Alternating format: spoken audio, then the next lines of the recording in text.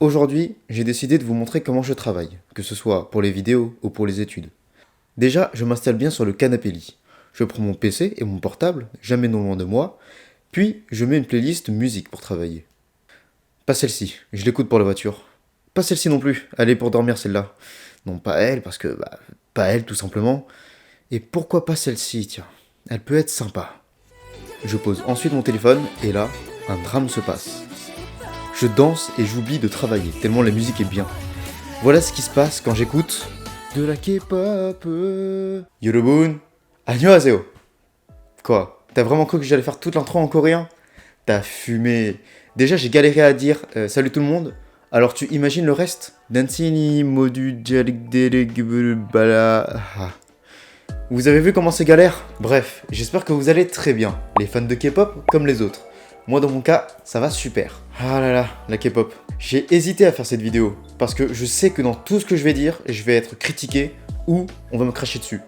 Au choix. Alors, petit disclaimer pour les fans de K-pop et les autres sasaeng, comme on les appelle dans le milieu, sachez que je fais cette vidéo à but divertissant et humoristique. Je ferai un peu aussi de vulgarisation, mais voilà. Et donc, si vous n'avez pas envie d'entendre des injures sur vos femmes ou maris, oui, parce qu'il y a des personnes qui les considèrent comme leur femme ou leur mari, eh bien quittez la vidéo, parce que sinon vous allez mourir de chagrin. Ah ouais. Ceci étant dit, on peut enfin commencer la vidéo, et donc à travers cette même vidéo, on va voir comment la K-pop a été créée et comprendre comment ça a fonctionné. Aussi simple que ça. Alors, si j'étais un flemmard, je vous aurais dit que la K-pop, c'est des boys bands ou des girls bands asiatiques qui sont créés pour faire de la thune, grâce aux personnes qui les écoutent et les idolâtrent. Mais c'est beaucoup plus compliqué que ça. À ce qu'il paraît. On va faire une simulation pour que ça soit plus compréhensible. Et donc pour ça, on va créer et suivre un personnage. Ce personnage est masculin et s'appellera Jimin Kook. Ouais, comme ça. Jimin Kook. 안녕하세요. Jimin Kook입니다. Jimin Kook sait chanter. Can call me artist. Can call me idol. Il sait danser. Bref, il sait faire comme les idoles coréennes. Il participe à des examens de passage d'une agence coréenne quelconque que les fans devraient connaître comme SM, JYP ou YG Entertainment, et il réussit en chantant et en dansant comme tout à l'heure. Il est ainsi entraîné avec des cours de danse, de chant et d'anglais, et ce pendant plus de 70 heures par semaine, si ce n'est plus. Après ce dur entraînement de quelques mois, voire peut-être années, notre cher Jimin Kook est mis dans un groupe avec d'autres mecs qu'il ne connaît pas, mais avec qui il va devoir sympathiser, car ce sera ses nouveaux et uniques amis. Il pourra finalement devenir l'idole qu'il a toujours souhaité être, faire de la musique, des chorégraphies, des clips vidéo, des concerts à travers la planète, puis écrasé par la pression de l'agence et l'attente des fans, sombrer de plus en plus dans la dépression et mourir de stress. Voici le destin tragique de certaines idoles. C'est triste, mais c'est la vérité. Cependant, cela n'est qu'une seule possibilité parmi tant d'autres qui existent. Allez, on fait une nouvelle partie ? Blague à part, voilà comment se passe en gros la carrière d'une idole qui n'a pas beaucoup de chance en Corée. Et comme je l'ai dit, ce chemin n'en est qu'un seul parmi tant d'autres. Et pour preuve, tous les membres de BTS se portent très bien. Maintenant, quand est-ce qu'a été créé le premier groupe de K-pop ? Et comment ça a explosé ? Parce que, évidemment, si on nous fait chier avec la K-pop actuellement, c'est parce qu'à un moment, ça a explosé, ça a fait boum. On a toujours appris à chercher le problème à la racine, et donc, on va maintenant découvrir la racine de la K-pop.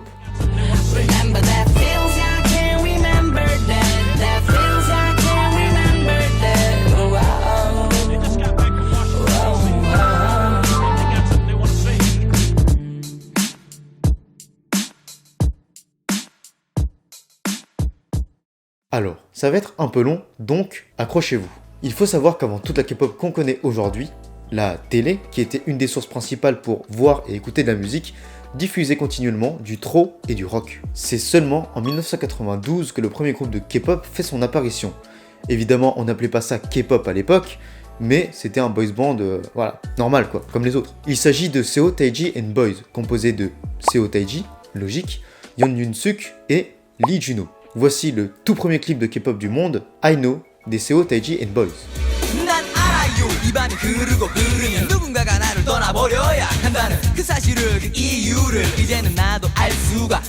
En effet, vous l'aurez remarqué, mais c'est un mélange de rock, de rap et de pop. Ce qui était révolutionnaire à leur époque. Tellement révolutionnaire qu'ils ont participé à un concours de talent. Et ils ont fini avec la note la plus basse au concours de talent. On revient de loin, mais avec notre regard contemporain, on remarque que ça sonne assez ancien. Même si c'est toujours aussi plaisant à écouter. Je vous jure que premier Doug, je l'écoute. Vraiment. Et voici Seo Taiji. Qu'est-ce qu'il est beau, hein. Ça se voit que c'était vraiment une autre époque avant. En plus, il a son nom dans celui du groupe. Je pense qu'il y avait un peu de favoritisme. Un tout petit peu.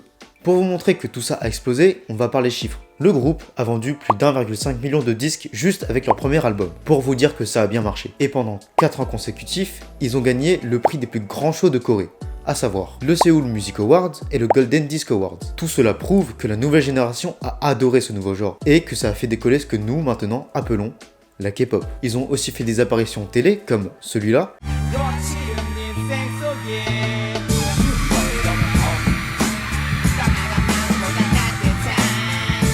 On peut voir leur style assez atypique, hein, désolé, mais est-ce qu'il arrive à voir, lui? Ah oui, on voit son œil, Et regardez-le, celui-là, là. Le mélange coupe carré, lunettes de soleil, d'enfant et bonnet de ski.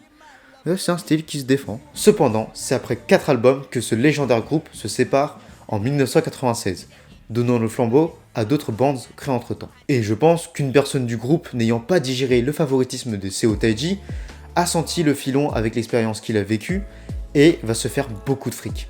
Ouais, il va l'exploiter son expérience. On verra dans la suite de cette vidéo où ça l'a mené. Ainsi, continuons notre voyage à travers le temps et la K-pop. D'autres groupes se sont formés, comme je l'ai dit précédemment, comme deux.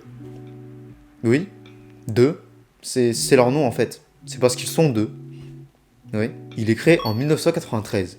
Et dites-vous qu'il y aura un autre groupe dans quelques années encore qui aura un nom venant d'une idée similaire. Et comme leurs prédécesseurs, deux, ils ont aussi essayé de créer un nouveau style. Ils dansent avec des sacs de randonnée. Pourquoi pas?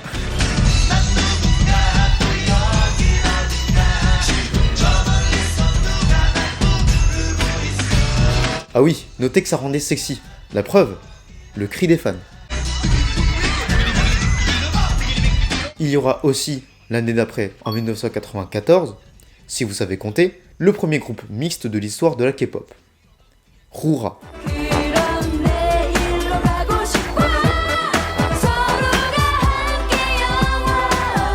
Bon, vous l'aurez compris, mais je vais faire que ça, mettre des vidéos de clips, afin que vous, en fait, vous voyez à quoi ça ressemble. Donc ça va être redondant, mais tranquille. Vous apprenez des choses, et voilà, quoi, c'est la culture générale après. Désolé de critiquer encore et encore, mais cette fois-ci, on dirait qu'ils animent une colonie de vacances. Vraiment, on dirait collectif métissé, asiatique. Super. Puis, en 1995, va se passer quelque chose d'énorme. Quelque chose qui va marquer et qui va devenir un pilier de l'industrie de la K-pop, la création de la toute première agence coréenne, SM Entertainment. SM Entertainment est créée par un célèbre chanteur de ballades des années 70, Lee So-man. Cette agence va marquer l'histoire de la Corée et de la K-pop, car c'est notamment elle qui va créer des groupes comme SHINee, Super Junior, Red Velvet ou même F2X. Que fait un terme mathématique ici? Ce sera le premier label coréen qui va proposer un système de casting et d'entraînement basé sur le modèle des idoles japonaises. Comme quoi le Japon est partout. De plus, cela va être une grande révélation pour le gouvernement coréen. Pourquoi? Pourquoi pas utiliser cette chose qu'on appelle K-pop et qui vient tout juste d'exploser récemment? Comment ça? Eh bien, exploiter des jeunes coréens ou coréennes pour faire des musiques et exporter tout ça dans le but de nous faire un max de thunes. Est-ce que c'est pas une bonne idée quand même? Mais grave! Voilà pourquoi ce fut une grande révélation pour eux. Et donc, c'est le début de l'implication du gouvernement dans la K-pop, ainsi le début de son importance. C'est alors, en 1996, que SM Entertainment va sortir son tout premier groupe, HOT, ou Hot, ou High Five of Teenagers. Clap-là, allez vas-y. Ouais. Et c'est ce groupe d'idoles qui va devenir un pilier de la K-pop qu'on connaît aujourd'hui, notamment avec des morceaux comme Warriors Descendant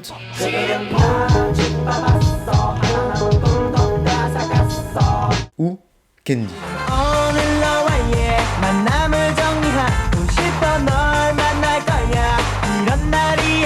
D'ailleurs, vous vous souvenez quand je vous avais dit que un des membres de Seo Taiji and Boys avait pris le seum et qu'il allait exploiter toute l'expérience de ce qu'il a vécu? Eh bien c'est son moment. Voici Young Eun-suk qui, juste après la dissolution de son groupe, décide de créer la YG Entertainment, ce qui marque la naissance des agences que certains connaissent aujourd'hui. Il n'en faut pas plus pour que YG Entertainment sorte leur premier groupe un an après sa création, Jinusean, un duo de hip-hop qui va suivre le style de ses prédécesseurs et qui aura un rythme hip-hop / R&B. Ainsi, ils vont sortir leur tout premier titre, Gasoline.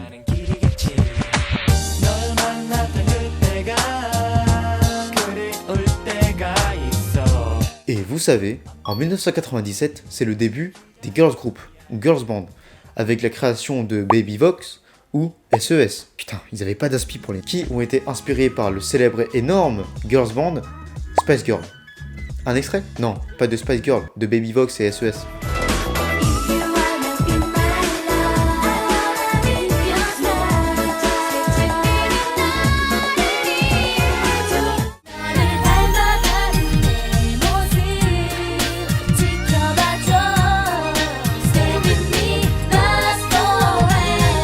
Cependant, cette année, c'est aussi l'année où la Corée va subir une énorme crise financière. Et donc, à cause, ou plutôt grâce à cette crise financière, toutes les entreprises industrielles vont se tourner vers le divertissement. Ils vont alors faire des battles entre ces différents groupes, et de nouveaux groupes calqués sur les anciens vont être créés, ce qui va lancer l'engouement économique de la K-pop. Heureusement que le gouvernement coréen a mis son nez dedans, parce que comme quoi, ça rapporte de la thune. Et puis vous savez quoi? Je trouve qu'il n'y a pas assez d'agences. Alors pourquoi pas en créer une autre? C'est ainsi que Park Jin-young va créer la JYP Entertainment. Vous avez remarqué, mais on navigue d'année en année. Et ce n'est pas encore fini. C'est pour poser toutes ces bases, parce qu'on en a besoin pour façonner la K-pop que nous connaissons aujourd'hui.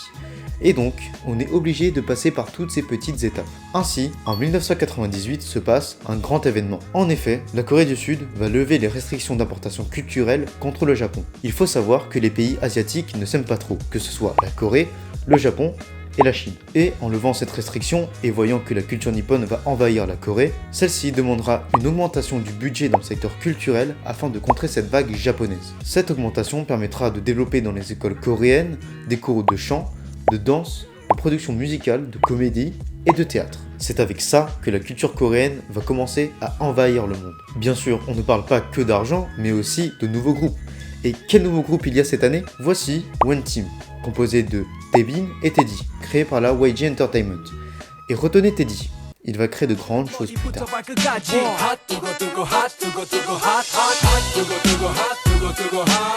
Il y a aussi le groupe Funkael, oh mon dieu le nom.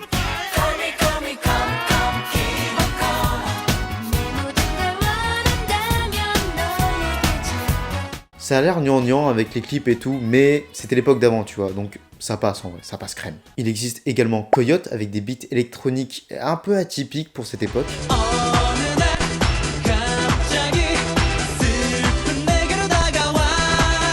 Et enfin, dernier groupe de cette année, Chinois, qui veut dire légende. Est-ce que c'en est devenu?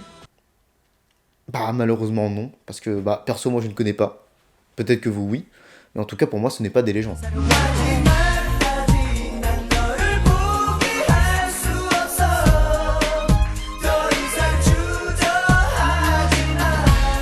Ouais, quand j'y pense ça fait très 2B3 le son, vraiment. En tout cas, les groupes de K-pop, ce n'est plus ce qui manque en ce moment. L'année d'après, on a JYP qui lance son premier boys band, God.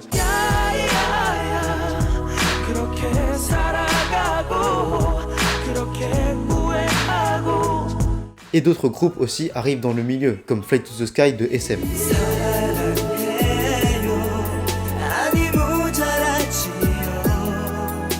Mais ce qui va marquer encore une fois ce genre musical qu'est la K-pop, c'est la naissance d'une nouvelle légende aux côtés de Seo Taiji et H.O.T. Il s'agit de BoA. En effet, en 2000, soit pile au deuxième millénaire, c'est fou ça, BoA intègre la SM en tant que trainee. C'est comme ça qu'on appelle les personnes qui sont en train de s'entraîner en fait au sein des agences. Et elle élargira toute la culture coréenne en brisant la frontière japonaise. Tout ça grâce à son premier album, Listen to My Heart.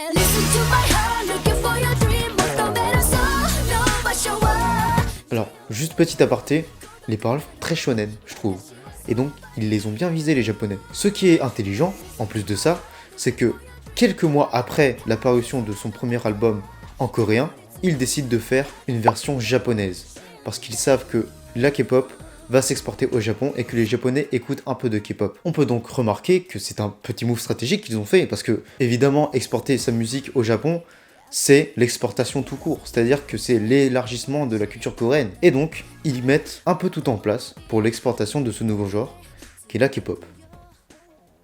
Bon, j'espère que la vidéo vous a plu et qu'elle vous a appris des choses. Moi, dans mon cas, j'ai trop kiffé l'écrire et j'ai trop kiffé à la tourner aussi parce que vous voyez, genre, petit changement et tout, n'hésitez pas à la partager, à la montrer à vos proches pour que eux aussi ils comprennent d'où ça vient la K-pop, tu vois, parce que évidemment, il y a les gens ils vont dire putain mais t'écoutes encore ces chinois là, non, montrez-leur la vidéo, tu vois. Comme ça ils vont comprendre que ça vient pas de la Chine, ça vient de la Corée, tu vois.